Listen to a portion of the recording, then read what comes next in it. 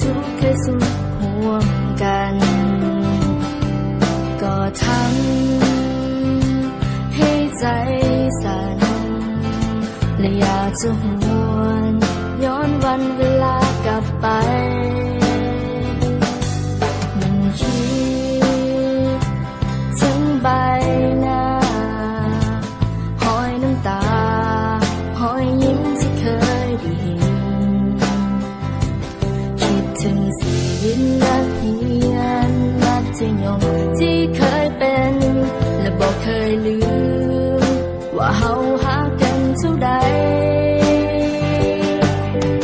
ห่างกันแสนไกลหัวใจยังเหมือนเก่าห่างกันเท่าใดหัวใจเฮาเหมือนเดิมห่างกันแสนนานความคิดถึงที่มีนับวันยิ่งเพิ่มเติมให้รู้ว่าเฮายังบ่ลืมกันและนับจากวันนี้บ่ว่าจะโดนเท่าใดจะให้สัญญาต่อกันว่าจะเก็บเอาความทรงจำของเฮาไว้ในหัวใจจะเก็บมันไว้และจะเป็นกำลังใจ